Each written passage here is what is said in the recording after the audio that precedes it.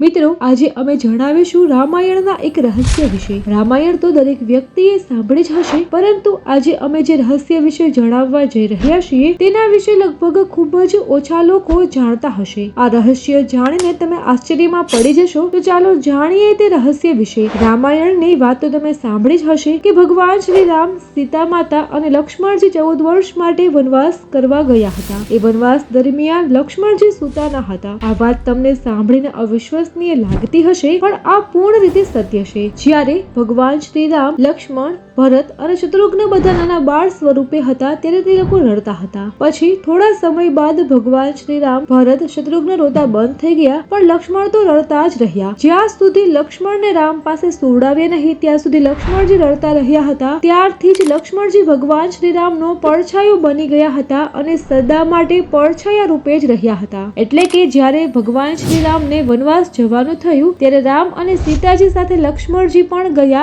એ વાત સાંભળી લક્ષ્મણની પત્ની પણ લક્ષ્મણજી સાથે વનવાસ જવા માટે તૈયાર થઈ ગઈ. ત્યારે લક્ષ્મણજીએ તેની પત્નીને સમજાવતા કહ્યું હતું કે તેના ભગવાન શ્રી રામ અને માતા સીતાજીની સેવા કરવા માટે જાય છે. જો ઉર્મિલા સાથે આવશે તો સેવામાં વિઘ્ન આવશે અને હું સારી રીતે સેવા કરી શકીશ નહીં. આ વાત સાંભળી ઉર્મિલાએ પોતાના હૃદય ઉપર પથ્થર રાખી લક્ષ્મણજીની વાત માની લીધી. જ્યારે ભગવાન શ્રી રામ અને સીતાજી ઝૂંપડીમાં આરામ કરતા હતા ત્યારે ઝૂંપડીની બહાર લક્ષ્મણજી ચોકી કરતા હતા. ત્યારે નિંદ્રા દેવી આવ્યા અને લક્ષ્મણજીએ વરદાન માંગ્યું કે 14 વર્ષ સુધી મને નિંદ્રા ન આવે એવું વરદાન આપો. તો નિંદ્રા દેવીએ કહ્યું કે તમારા ભાગની નિંદ્રા કોઈકને તમારે દેવી જ પડશે. તો લક્ષ્મણજીએ કહ્યું કે મારા ભાગની નિંદ્રા મારી પત્ની ઉર્મિલાને આપી દો. કહેવામાં આવે છે કે નિંદ્રા દેવીના આ વરદાનથી લક્ષ્મણજીની પત્ની ઉર્મિલા 14 વર્ષ સુધી સૂતી રહી અને લક્ષ્મણજી 14 વર્ષ સુધી જાગતા રહ્યા. એવું પણ કહેવાય છે કે જ્યારે વનવાસથી અયોધ્યા પરત ફર્યા ત્યારે ભગવાન રામનો રાજ્ય અભિષેક થયો. તે સમારોહમાં ઉર્મિલા પણ હતી, પરંતુ તે ઊંઘની અવસ્થામાં જ હતી. આ જોઈને લક્ષ્મણજી તેના પર હસવા લાગ્યા. આ જોઈને દરેક લોકોને આશ્ચર્ય થયું. ત્યારે લક્ષ્મણે જણાવ્યું કે ઉર્મિલા હજુ પણ ઊંઘમાં જ છે.